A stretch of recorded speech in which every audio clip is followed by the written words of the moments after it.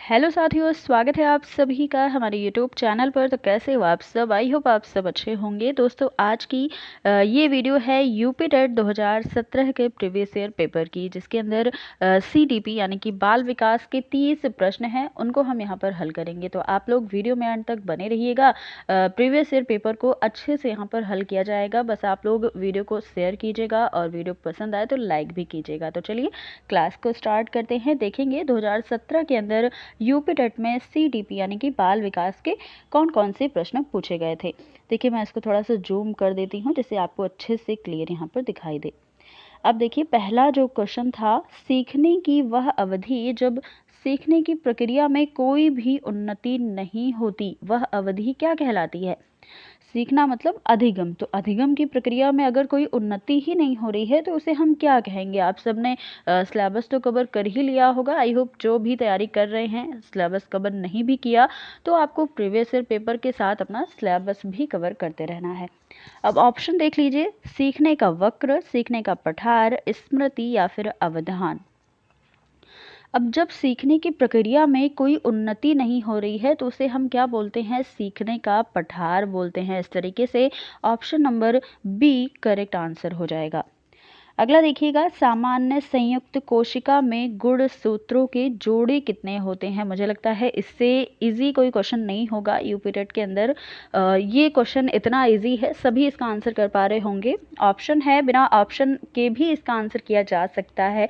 Option A है 22, option B 23, option C 24 या फिर इनमें से कोई भी नहीं। तो सभी को पता होगा कि सामान्य संयुक्त कोशिका में गुणसूत्रों के जो जोड़े होते हैं वो 23 ही होते हैं। तो ऑप्शन नंबर बी बिल्कुल करेक्ट आंसर हो जाएगा। अगला प्रश्न है, बुद्धि लब्धि निकालने का सूत्र क्या है? बताइएगा। ऑप्शन ए है मानसिक आयु गुणे वास्तविक आयु, या फिर वास्तविक आयु अपॉन में क्या है? मानसिक आयु। ऑप्शन सी में है मानसिक आयु बटे में वास्तविक आयु इंटू 100, या फिर वास्तविक आयु इंटू मानसिक आयु। तो इस तरीके से ये जो सूत्र है बुद्धि लब्धि निकालने का, इसमें आपको कंफ्यूज नहीं होना है। यहाँ पर क्या होता है, पहले वाला जो सूत्र था जिसको स्टैनफोर्ड ने दिया था वह सूत्र अलग था, जबकि अब जो आपको आंसर करना है वह आंसर करना है सी। ऑप्शन सी जो है ये आंसर हो जाएगा, मानसिक आयु बटे में वास्तविक आयु इंटू 100। ये करेक्ट आंसर होगा। अगला प्रश्न है, क्रिया प्रसूत अनुबंधन सिद्धांत का प्रतिपादन किसने किया? तो क्रिया प्रसूत अनुबंधन सिद्धांत जो है वो स्किनर महोदय के अनुसार दिया गया था। तो ऑप्शन पढ़ने की जरूरत ही नहीं है, हल, थॉर्नडाइक, होगार्टी, जबकि आंसर होगा हमारा स्किनर। तो स्किनर महोदय ने क्रिया प्रसूत अनुबंधन सिद्धांत का प्रतिपादन किया था। अगला प्रश्न है, सीखने से प्रयास व भूल के सिद्धांत का प्रतिपादन किसने किया था? तो जहां पर आपको प्रयास या प्रयास व भूल का सिद्धांत दिख जाए तो आंसर ही हमारा क्या हो जाएगा? आप सभी को पता होगा, आंसर हमारा ऑप्शन नंबर सी हो जाना है। यहाँ पर थॉर्नडाइक के अनुसार ये सिद्धांत दिया गया था। अगला प्रश्न है, कोहलर निम्न में से किससे संबंधित है? कोहलर का संबंध किससे है? अभिप्रेरणा का सिद्धांत से, विकास का सिद्धांत, व्यक्तित्व का सिद्धांत या फिर अधिगम का सिद्धांत से? तो कोहलर का जो संबंध है वो अधिगम का सिद्धांत है। और इन्होंने कौन सा सिद्धांत दिया है ये आप जरूर बताइएगा, कमेंट बॉक्स में इसका आंसर आप सभी कीजिएगा। अगले प्रश्न पर चलते हैं, क्या है? बुद्धि के तरल क्रिस्टलीय प्रतिमान के प्रतिपादक कौन है? कैटल है, थॉर्नडाइक है, वर्नन है या फिर स्किनर है? तो आंसर क्या होगा? कैटल हो जाएगा। कैटल महोदय ने क्या दिया था? बुद्धि के तरल क्रिस्टलीय प्रतिमान का प्रतिपादन किया था, या ये फिर सिद्धांत इन्होंने दिया था। तो नाम क्या है? कैटल। आंसर भी आपको ऑप्शन नंबर ए करना है। अगला देखिएगा, निम्न में से कौन सा अधिगम के पठार का कोई कारण नहीं है? कौन सा ऐसा ऑप्शन है? प्रेरणा की सीमा, विद्यालय का असहयोग, शारीरिक सीमा या फिर ज्ञान की सीमा। तो अधिगम का पठार बन जाए यानी कि सीखने में कोई भी क्रिया ना हो या फिर सीखना जो है वो रुक जाए, तो उसका कौन सा कारण हो सकता है कि यहाँ पर अधिगम का पठार का कारण नहीं है? आपको बताना है। आंसर क्या हो जाएगा? ऑप्शन नंबर बी हो जाएगा। अगर विद्यालय का सहयोग नहीं भी मिल रहा है तो ऐसा आवश्यक नहीं है कि वह अधिगम का पठार ही बन जाए या सीखने में बाधा आए, ऐसा आवश्यक नहीं है। तो option number B correct answer हो जाएगा। अगला है शिक्षण हेतु मानसिक उद्वेलन प्रतिमान का प्रयोग निम्न में से किसके सुधार हेतु किया जाता है? समझ, अनुप्रयोग, सृजनात्मकता या फिर समस्या समाधान। आंसर क्या होगा? समस्या समाधान। ऑप्शन नंबर डी बिल्कुल करेक्ट आंसर हो जाएगा। इसी के साथ अगला प्रश्न, ये यहाँ पर एक परिभाषा है या फिर एक कथन है जो कि आपको इसे रटना ही होगा, क्योंकि जो परिभाषा होती हैं ये आपको रटनी ही पड़ेंगी, इसका कोई शॉर्ट ट्रिक नहीं होता है। और अगर आप एक बार परिभाषा को अच्छे से रट लेते हैं या फिर याद कर लेते हैं तो और भी एग्जाम में आपको काम आती है। तो 2 से 3 परिभाषा या फिर कथन तो पूछे ही जाते हैं एग्जाम यूपी टेट के अंदर। क्या है कथन? अधिगम, अनुभव और प्रशिक्षण के परिणाम स्वरूप व्यवहार में परिवर्तन है। यह किसका कथन है? गेट्सवान का, मार्गन और गिरीलैंड का, स्किनर या फिर क्रॉनबैक का? बताइएगा क्या आंसर हो जाएगा। तो यहाँ पर जो आंसर है ये गेट्स व अन्य के अनुसार कथन दिया गया है। ऑप्शन नंबर ए ही बिल्कुल करेक्ट आंसर है। अगला प्रश्न है गोलमैन निम्न में से किससे संबंधित है? भाई यहाँ पर ऑप्शन तो गायब हो गया, ऑप्शन गायब नहीं हुआ है, मैं आपको दिखा रही हूँ। ऑप्शन जो है वो 4 ऑप्शन यहाँ पर दिए गए हैं, जैसे कि आप देख पा रहे हैं, सामाजिक बुद्धि, संवेगात्मक बुद्धि, आध्यात्मिक बुद्धि या फिर सामान्य बुद्धि। तो कौन सा ऑप्शन, क्वेश्चन भी आप साथ में ही देखिएगा तो सही लगेगा आपको, जिससे समझ में आए। क्वेश्चन क्या था? गोलमैन किन से संबंधित है? गोलमैन के बारे में आपको बात की गई है। गोलमैन का संबंध सामाजिक बुद्धि से है, संवेगात्मक बुद्धि से है, आध्यात्मिक या फिर सामान्य बुद्धि से है? बताइएगा। आंसर हमारा जो है वो गोलमैन का संबंध संवेगात्मक बुद्धि से है। तो ऑप्शन नंबर बी बिल्कुल करेक्ट हो जाएगा। अगला प्रश्न है स्टैनफोर्ड बिने परीक्षण का मापन करता है। किसका मापन करता है ये परीक्षण? व्यक्तित्व का, बुद्धि का, पढ़ने की दक्षता का या फिर इनमें से कोई भी नहीं? तो आंसर हमारा ऑप्शन नंबर सी हो जाएगा, यानी कि स्टैनफोर्ड बिने परीक्षण जो है ये बुद्धि के लिए होता है, बुद्धि के लिए प्रयोग किया जाता है। ऑप्शन नंबर सी बिल्कुल करेक्ट होगा। अगला देखिएगा, निम्न में से कौन से भिन्न है, यानी कि 4 ऑप्शन दिए गए हैं, ऐसा एक कौन सा ऑप्शन है जो तीनों से बिल्कुल अलग है? ऑप्शन ए क्या है? अधिगम के लिए अधिगम का सिद्धांत, समान अवयवों का सिद्धांत, ड्राइव रिएक्शन का सिद्धांत या सामान्यीकरण का सिद्धांत। ऑप्शन नंबर कौन सा सही हो जाएगा क्वेश्चन नंबर 13 में? बताइएगा। तो यहाँ पर ड्राइव रिएक्शन का जो सिद्धांत है ये इन तीनों से भिन्न है, इसलिए हमारा आंसर ऑप्शन नंबर सी होगा। अगला देखिए, अंतर्मुखी व्यक्तित्व और बहिर्मुखी व्यक्तित्व का वर्गीकरण किसने किया है? फ्रॉइड, यहाँ पर जुंग होगा, जुग लिखा हुआ है जबकि क्या होगा? जुंग होगा। मन और आलपोर्ट। बताइएगा ऑप्शन क्या होगा। तो पहले ही मैं आपको शायद बता दिया, हिंट तो मिल गया होगा आपको कि ऑप्शन नंबर बी बिल्कुल करेक्ट होगा, अंतर्मुखी व्यक्तित्व और बहिर्मुखी व्यक्तित्व। और ये अंतर्मुखी व्यक्तित्व, बहिर्मुखी व्यक्तित्व क्या होगा, आई थिंक सभी को समझ में आ रहा होगा। तो इसका आंसर आप जरूर कीजिएगा, अगर आप सभी कर पा रहे होंगे या फिर आपको इसके बारे में पता होगा तो इसका आंसर डिटेल में आप कमेंट बॉक्स में कर सकते हैं। आंसर क्या होगा क्वेश्चन नंबर 14 का? Option number B. अगला जो क्वेश्चन है, संज्ञानात्मक संप्राप्ति का न्यूनतम स्तर क्या है? ज्ञान है, बोध है, अनुप्रयोग है या फिर विश्लेषण है? तो ऑप्शन हमारा ए सही हो जाएगा। ज्ञान, बोध, प्रयोग, विश्लेषण, संश्लेषण और क्या होता है? मूल्यांकन। तो इस तरीके से 6 स्टेप्स होते हैं। पहला स्टेप यहाँ पर पूछा गया था न्यूनतम स्तर, यानी कि सबसे पहला जो स्तर है वो ज्ञान का होता है, तो इसलिए ऑप्शन नंबर ए बिल्कुल करेक्ट है। अगला क्वेश्चन देखिएगा, बच्चों के सामाजिक विकास को प्रभावित करने वाला कारक कौन सा है? आर्थिक तत्व, सामाजिक परिवेशजन्य तत्व, शारीरिक तत्व या वंशानुगत तत्व?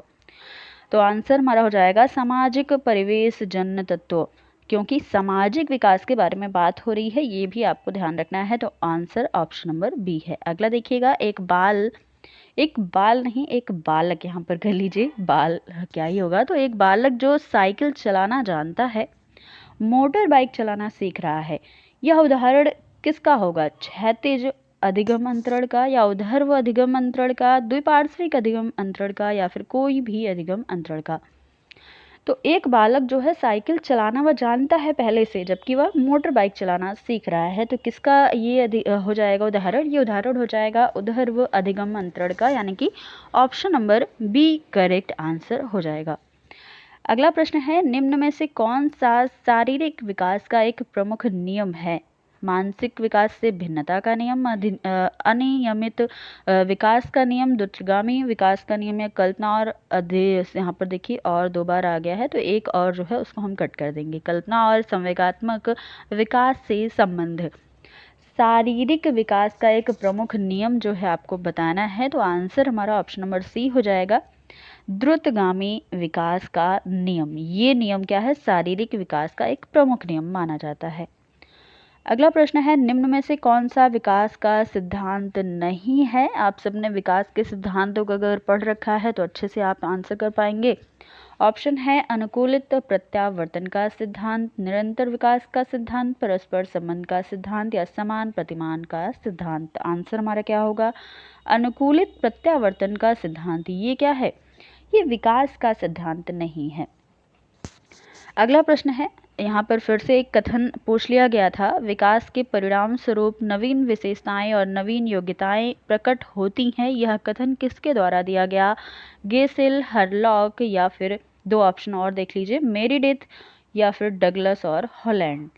तो ये जो कथन आपको देखने को मिला है वो किसके द्वारा दिया गया है? ये आंसर कीजिएगा। विकास के परिणाम स्वरूप नवीन विशेषताएं और नवीन योग्यताएं प्रकट होती हैं, ये कथन कहा गया था हरलॉक महोदय के अनुसार। तो हरलॉक महोदय आंसर हो जाएगा यहाँ पर ऑप्शन नंबर बी बिल्कुल करेक्ट।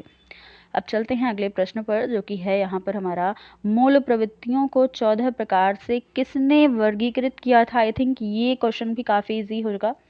पहला ऑप्शन है ड्रबल, मैकडूगल, थॉर्नडाइक या फिर वुडवर्थ। तो यहाँ आंसर कीजिएगा क्या हो जाएगा। देखिए ये वाला जो क्वेश्चन है इसका आंसर आप सभी अगर कर पाएँ तो आप सभी खुद कमेंट बॉक्स में इसका आंसर ज़रूर कीजिएगा। तो इसका आंसर मैं यहाँ पर बिल्कुल भी आपको नहीं बता रही हूँ, ये आपका होमवर्क या फिर कमेंट बॉक्स में आप ज़रूर इसका आंसर दीजिएगा, क्योंकि काफ़ी इजी क्वेश्चन है। चलते हैं अगले क्वेश्चन पर। यह भी एक कथन है, तो कथन क्या है? किसी दूसरी वस्तु की अपेक्षा एक वस्तु पर चेतना का केंद्रीकरण अवधान है। यह कथन किसके द्वारा दिया गया? डम्बिल, रॉस, मन या मैकडूगल का कथन है। तो ये जो आंसर यहाँ पर हमारा हो जाएगा डम्बिल, यानी कि ऑप्शन नंबर ए बिल्कुल करेक्ट होगा। अगला देखिए, अगला प्रश्न है, निम्न में से कौन सा सीखने के मुख्य नियमों में शामिल नहीं है? तत्परता का नियम, अभ्यास का नियम, बहुअनुक्रियता का नियम या प्रभाव का नियम। तो ये जो सीखने का मुख्य नियम है ये थॉर्नडाइक महोदय के अनुसार दिया गया था। 3 मुख्य नियम और 5 गौड़ नियम, जिनमें से ये पूछा गया है कि 3 मुख्य नियमों में कौन सा शामिल नहीं है? तो ऑप्शन नंबर सी जो है ये मुख्य नियमों में शामिल नहीं है, ये गौड़ नियम के अंतर्गत आता है। तो ऑप्शन नंबर सी बिल्कुल करेक्ट हो जाएगा। अगला प्रश्न है, 12 वर्ष से 16 वर्ष के बच्चों के लिए हिंदी में डॉक्टर एस जलोटा ने कौन सा परीक्षण प्रतिपादित किया है? ऑप्शन है अशाब्दिक बुद्धि परीक्षण, साधारण मानसिक योग्यता परीक्षण, आर्मी अल्फा परीक्षण या चित्रांकन परीक्षण। तो इसका आंसर क्या होगा? इसका आंसर हमारा हो जाएगा ऑप्शन नंबर ए, अशाब्दिक बुद्धि परीक्षण का प्रतिपादन किया था किसने? डॉक्टर एस जलोटा ने। किसके लिए किया था? तो 12 वर्ष से 16 वर्ष के जो बच्चे हैं उनके लिए ये परीक्षण इन्होंने किया, अशाब्दिक बुद्धि परीक्षण। ऑप्शन नंबर ए बिल्कुल सही आंसर है। अगला प्रश्न है, निम्न में से कौन सा युग्म सही नहीं है? सीखने का उद्दीपक अनुक्रिया सिद्धांत किसके द्वारा दिया गया? थॉर्नडाइक के द्वारा। सीखने का क्रिया प्रसूत अनुबंधन सिद्धांत वी.एफ. स्किनर के द्वारा। सीखने का क्लासिकल सिद्धांत पावलोव। सीखने का समग्र सिद्धांत हल। कौन सा जो ऑप्शन है वो सही नहीं है, यानी कि कौन सा सिद्धांत किसके द्वारा नहीं दिया गया, ये आपको बताना है। तो ऑप्शन नंबर डी ही सही हो जाएगा, सीखने का समग्र सिद्धांत। ये सिद्धांत हल महोदय के द्वारा नहीं दिया गया है। तो किसके द्वारा दिया गया है, ये आंसर आप कीजिएगा। देखिए कुछ जो क्वेश्चन छोटे छोटे हैं वो मैं आपको इसलिए आंसर करने को बोल रही हूँ कमेंट बॉक्स में, क्योंकि इससे क्या होगा कि आप जो चीज़ें नहीं आ रही हैं आपको, वो चीज़ आप पढ़ने की कोशिश करोगे या फिर कई जगहों से उसको देखने का प्रयास करोगे, तो इस तरीके से आपको उन सभी का आंसर भी पता चल जाएगा। तो ये पेपर 2017 का था। आगे भी जितने भी प्रीवियस पेपर हैं उन सभी को मैं चैनल पर ज़रूर हल करवाऊँगी, हिंदी का भी और साथ ही सीडीपी का भी। तो आप लोग चैनल पर बने रहिएगा, चैनल को सब्सक्राइब कर लीजिए और वीडियो को शेयर जरूर कीजिएगा। अगला प्रश्न यहाँ पर देख लीजिए क्या है, ग्रंथियों के आधार पर व्यक्तित्व के विभिन्न प्रकारों की चर्चा किसने की है?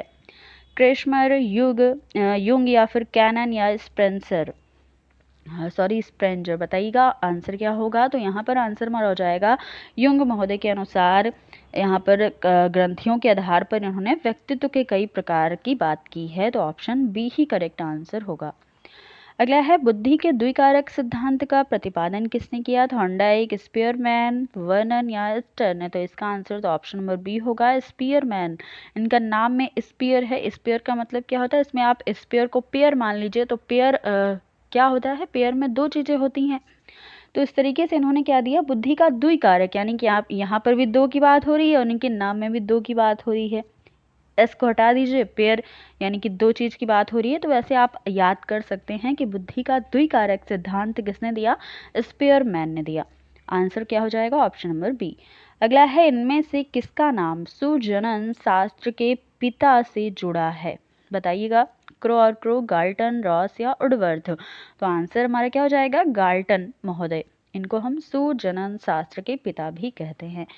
अगला प्रश्न है, एक कथन दिया गया है, सृजनात्मकता मौलिक परिणामों को अभिव्यक्त करने की एक मानसिक प्रक्रिया है। यह कथन किसने दिया, कोल और ब्रोस का या फिर ड्रेवहल का, डिहॉन का या क्रो और क्रो का। ये कथन किसका है, जरूर बताइएगा। तो ये कथन जो दिया गया वो क्रो और क्रो के अनुसार दिया गया। जैसे कि आपको मैंने कहा कि 3 से 4 कथन वाले स्टेटमेंट वाले क्वेश्चन जरूर पूछे जाते हैं, तो आप सभी को जो कथन वाले प्रश्न हैं ये अच्छे से आप याद कर लीजिएगा। तो इसका आंसर आपको पता चल गया, ऑप्शन नंबर डी हो जाएगा। इसी के साथ जो आज का लास्ट प्रश्न होगा, जिसमें हम सीडीपी के 30वें प्रश्न आप देख लीजिए। 30वां प्रश्न क्या है कि विद्रोह की भावना की प्रवृत्ति निम्न में से किस अवस्था से संबंधित है। बाल्यावस्था, शैशवावस्था, पूर्व किशोरावस्था या फिर मध्य किशोरावस्था। बताइएगा। तो इसका आंसर क्या हो जाएगा, ऑप्शन नंबर डी हो जाएगा। विद्रोह की भावना की प्रवृत्ति किस अवस्था में आती है, मध्य किशोरावस्था के अंदर आती है। तो ऑप्शन नंबर डी बिल्कुल करेक्ट आंसर हो जाएगा। तो दोस्तों ये 30 प्रश्न थे सीडीपी के। अगली क्लास में हम 2017 के पेपर का ही हिंदी का जो प्रश्न है 30 प्रश्नों को हम हल करेंगे। तो आप लोग वीडियो को ज़्यादा से ज़्यादा लोगों तक शेयर किया कीजिए, और ये वीडियो आपको कैसी लगी ज़रूर बताइएगा। वीडियो अच्छी लगे तो लाइक शेयर कर दीजिएगा। तो दोस्तों फिर मिलते हैं अगली क्लास में, जिसमें हम हिंदी के प्रश्नों को सॉल्व करेंगे। तो दोस्तों आज के लिए बस यहीं तक, फिर मिलेंगे अगली क्लास में, तब तक के लिए धन्यवाद।